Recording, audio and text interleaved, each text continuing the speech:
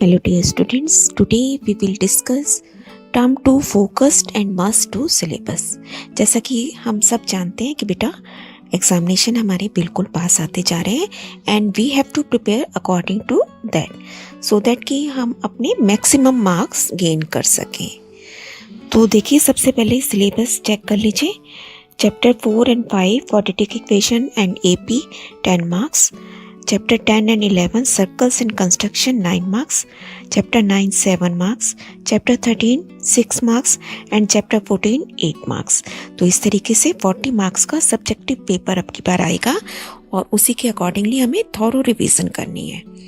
Internal assessment 10 marks का है और टोटल हमारा इस तरीके से टर्म 2 50 मार्क्स का हो गया। अब इसके बाद हम डिलीटेड सिलेबस देख लेते हैं जो कि हमें पहले से भी पता है। क्वाड्रेटिक इक्वेशन में squaring method, completing the square method नहीं आएगा, पूर्ण वर्ग विधि और वर्ड प्रॉब्लम नहीं आएंगी जहां इक्वेशंस रिड्यूस करनी पड़ती हैं क्वाड्रेटिक इक्वेशंस में। एपी में एक्सरसाइज 5.3 का क्वेश्चंस 15 to 20 नहीं है। चैप्टर 9 और 10 में कोई रिडक्शन नहीं है, सारे आपको करने हैं। कंस्ट्रक्शन में सिमिलर ट्रायंगल्स हमें नहीं करने हैं। सरफेस एरियाज एंड वॉल्यूम्स में फर्स्ट हम नहीं करना है बेटा 13.4 एंड स्टेट्स में स्टेप डेविएशन मीन मेथड आपको नहीं करना है और 14.4 और सिर्फ की एक्सरसाइज नहीं करनी है। नाउ वन बाय वन हम एक एक चैप्टर के कुछ इंपॉर्टेंट पॉइंट्स के अपने बेटा एक लिस्ट तैयार कर लेंगे और बिल्कुल आपको अपनी फाइल में रखनी है। व्हेनेवर आप एक चैप्टर कोई भी रिवाइज करेंगे सबसे पहले आपको वो फॉर्मूलों को गो थ्रू करना है, जिससे कि बार बार करते हुए आपको उन फॉर्मूलों को लिए कहीं कोई कंफ्यूजन ना रहे और आप उन्हें इजीली अप्लाई कर सकें। तो क्वाड्रेटिक इक्वेशन हम किसे कहते हैं? एक तो इक्वेशन है तो उसके दोनों साइड्स होंगे और क्वाड्रेटिक है इसलिए इसका मतलब इसकी हाईएस्ट पावर 2 होगी और स्टैंडर्ड फॉर्म क्या होती है? ax² + bx + c = 0 where a can not be equal to 0। अब टाइप्स क्या होते हैं इक्वेशंस के? लीनियर जिसकी घात 1 है, देखिए जहाँ वेरिएबल की घात देखी जाती है ना, पावर हमेशा वेरिएबल की होती है। तो क्वाड्रेटिक में इसकी पावर 2 होगी और क्यूबिक में पावर 3 होगी, वेरिएबल की हाईएस्ट पावर आपको चेक करनी है। उसके बाद हम इन इक्वेशंस को सॉल्व करने के दो फॉर्मूले हमें आते हैं। एक तो मिड टर्म को स्प्लिट करना जो कि आपने बहुत अच्छे से किया हुआ है और सेकंड क्वाड्रेटिक फॉर्मूला जो कि देखिए यहाँ आपको किस तरीके से यूज़ करना है। पहले हमें d निकालना होता है इसके लिए which is equal to b² - 4ac और फॉर्मूला क्या है उसके बाद? अगर रूट्स रियल होते हैं तब हम फॉर्मूला अप्लाई करते हैं -b ± √d/2a। Nature of roots के लिए हम क्या करते हैं? d को चेक करते हैं। d को आप बहुत ध्यान से वैल्यूज रखेंगे और उसके बाद अगर ये 0 से बड़ा है, पॉजिटिव है, तो रूट्स रियल होते हैं, वास्तविक होते हैं। अगर बराबर होता है 0 के तो roots are real and equal, क्योंकि क्वाड्रेटिक इक्वेशन के कितने रूट्स होंगे? मूल कितने होंगे? 2 होंगे। जितनी पावर होती है उतने ही रूट्स होते हैं। और अगर ये नेगेटिव आ जाए आपका 0 से छोटा तो हमारा कोई रूट नहीं निकलेगा, नॉट रियल रूट्स, और आप क्वेश्चन को वहीं छोड़ देंगे। अगर वो ग्रेटर देन और इक्वल टू 0 है उस केस में हम ये फॉर्मूला अप्लाई करेंगे। नेक्स्ट चैप्टर आता है हमारा चैप्टर 5 अर्थमेटिक प्रोग्रेशन, जिसमें आपको पता ही है कि d हमेशा सेम रहता है ना। ऐसी सीरीज होती है जिसका अंतर हमेशा सेम रहता है। एक हमारे को ये दिया हुआ है 3 5 7 9, तो a what is a? First term 3 हो गई। d हमेशा कैसे निकालते हैं? आगे वाली में से पहले वाली को घटा के, दैट मीन्स 5 - 3 = 2। यहाँ पे आप d कैसे निकालेंगे? 5 - 9 और आपको माइनस प्लस साइन का बहुत ध्यान रखना है। So it becomes -4। यहाँ देखिए -2 -1, सो इट बिकम्स -3। और आपको पता ही है a और d से जब हमें पता चल जाए तो हम AP कैसे बनाएंगे? d को ऐड ऑन करते जाएंगे, a + d a + 2d a + 3d so on, और d हमेशा माइनस करके ऐसे। फिर nth टर्म का फॉर्मूला है, फिर सम ऑफ n टर्म्स का फॉर्मूला है जिसके लिए 2 फॉर्मूले होते हैं हमारे पास। n/2 एन ब्रैकेट में 2a plus n minus 1t और second n/2 a plus last term, first term plus last term into n/2। और an का एक और तरीका भी है निकालने का, अगर सम हमें पता हो Sn माइनस Sn-1। तो ये पूरा चैप्टर 5 टर्म से मिलकर बना है। a first term, d common difference, n number of terms, n है टर्म की वैल्यू और Sn क्या है बेटा, सम ऑफ n टर्म्स। तो इन पांचों चीज़ों में से कोई भी 3 चीज़ हमेशा हमें क्वेश्चन में गिवन होती हैं और जो भी बाकी 2 रह जाती हैं हम इन दोनों फॉर्मूलों का यूज़ करके निकाल लेते हैं। इधर के कोई सा भी फॉर्मूला एप्लीकेबल हो हम निकाल लेते हैं। फिर नेक्स्ट है बेटा सर्कल, बहुत ही छोटा सा चैप्टर है और एक एक क्वेश्चन इसका हमें करना है, बहुत ही इम्पॉर्टेंट है, कोई इसमें डिडक्शन नहीं है। और ये टेंजेंट आपको पता ही है, जहाँ पे एक पॉइंट पे टच करती है लाइन तो वो टेंजेंट कहलाती है। और ये रेडियस और टेंजेंट हमेशा परपेंडिकुलर होते हैं। थ्योरम, 2 थ्योरम है इस चैप्टर में, दोनों हमें बहुत अच्छे से करनी है। एक एक्सटर्नल पॉइंट से अगर टेंजेंट ड्रॉ किए जाए, 2 टेंजेंट ड्रॉ होते हैं, वो दोनों की लेंथ इक्वल होती है और ये रेडियस और perpendicular, radius is perpendicular to tangent, दोनों थ्योरम्स करनी है और हर एक क्वेश्चन इसका बहुत अच्छे से करना है।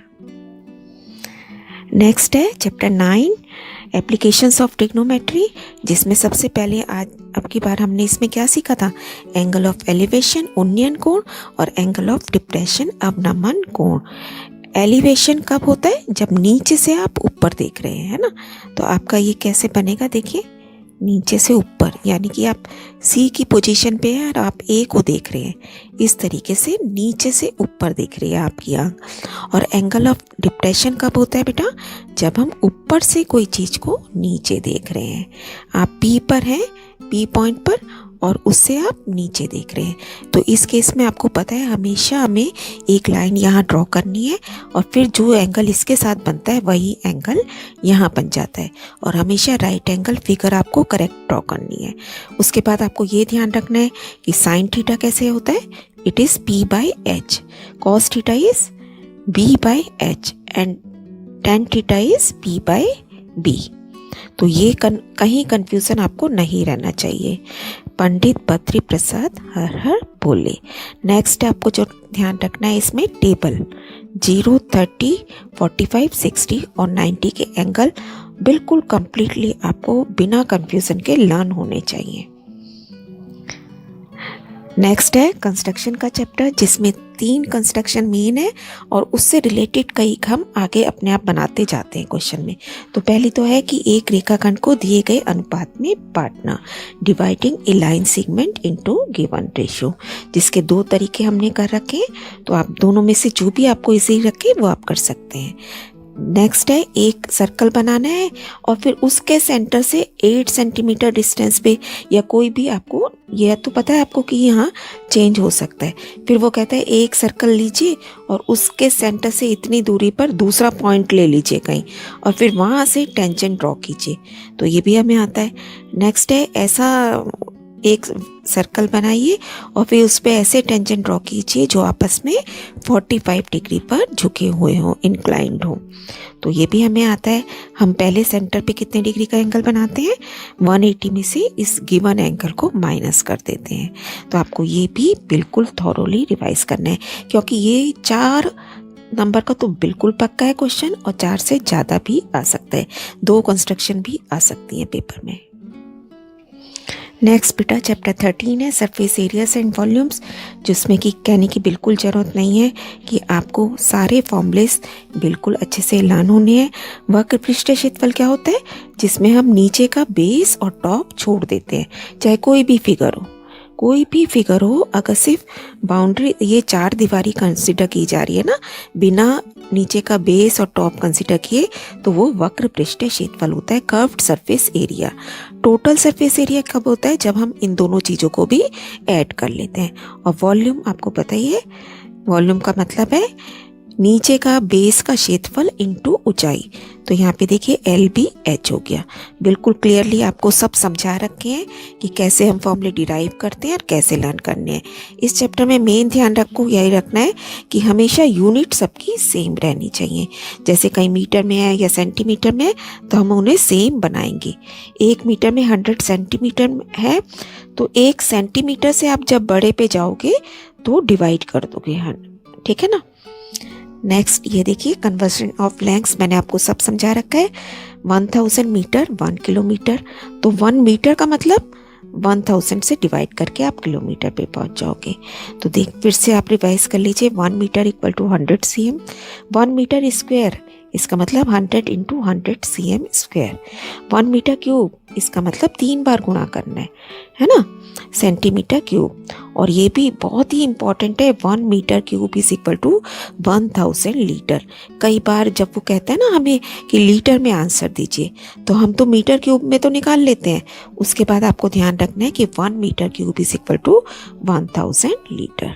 और आप देखिए बड़ी यूनिट से छोटी पे जाओगे मल्टीप्लाई करेंगे, लेकिन छोटी से बड़ी पर जाना हो, जैसे यहाँ छोटी सेंटीमीटर से मेरे को मीटर पे जाना है तो मेरे को यहाँ पे डिवाइड करना पड़ेगा।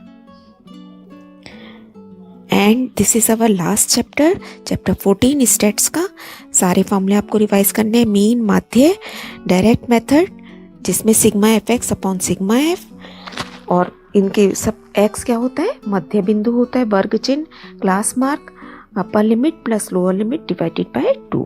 एफ हमारी फ्रीक्वेंसी है, बारंबारता, और एज्यूम मीन मेथड हमें करना है, कल्पित माध्य विधि, A plus sigma F D upon sigma F, where D क्या होता है बेटा, एक्स माइनस ए कोई भी हम कल्पित माध्य निकालते हैं एक्स की लाइन में से। एक्स जो आप क्लास मार्क की लाइन बनाएंगे उसका कोई बीच का पॉइंट हम ए मान लेते हैं और फिर एक्स में से ए घटाते घटाते ए निकालते हैं। ये सब कुछ आपको आता है। फिर नेक्स्ट है median formula, L plus N by 2 minus C F upon F into H. H क्या है, वर्गों का अंतर, क्लास साइज। सी एफ निकालना पड़ता है मीडियन के लिए, हमें संचयी बारंबारता की टेबल बनानी पड़ती है। तो सारे क्वेश्चंस आपने फिर से रिवाइज करने हैं। एन बाई 2 है ना, जो फ्रीक्वेंसी का टोटल है वो n है, उसको 2 से भाग करना है, फिर मीडियन क्लास मिल जाती है हमें, और इसको यहाँ माइनस करना है, फॉर्मूले में यहाँ माइनस है। नेक्स्ट लास्ट आता है हमारा mode, L plus F1 minus F0 divided by 2F1 minus F0 minus F2 into H. F1 क्या होती है, मॉडल क्लास की अपनी बारंबारता, frequency of modal class, F0 उससे पहले वाली और F2 उसके बाद वाली। यहाँ पे हम F1 को 2 से मल्टीप्लाई कर रहे हैं और सारा इस ब्रैकेट के अंदर माइनस साइन है, बाहर लोअर लिमिट प्लस हो रही है, इधर भी और इधर भी। और अगर हमें मिसिंग फ्रीक्वेंसीज दी होती हैं तो हमेशा उन्हें क्लास इंटरवल्स में चेक करते हैं, जिससे हमें मीडियन क्लास मिल जाती है या मॉडल क्लास मिल जाती है। और लास्ट फॉर्मूला इसमें है बेटा इन तीनों का relation, 3 median minus 2 mean equal to mode. तो ये भी आपको याद रखना है, कई बार वो हमें 2 चीज़ें निकालने के लिए दे देता है और कहता है फॉर्मूले के अकॉर्डिंगली तीसरी चीज़ बताइए, तो फिर आपको ये फॉर्मूला यूज़ करना होता है, 3 median minus 2 mean equal to mode. तो बेटा बार बार प्रैक्टिस कीजिए। किसी भी चैप्टर के अगर आप 6-7 क्वेश्चन भी अच्छे से कर लेते हैं बिना कन्फ्यूज़न के, बिना कहीं रुके, तो दैट मीन्स कि आपका वो चैप्टर अच्छे से तैयार हो गया है। ऑल द वेरी बेस्ट बेटा, keep on learning, stay blessed.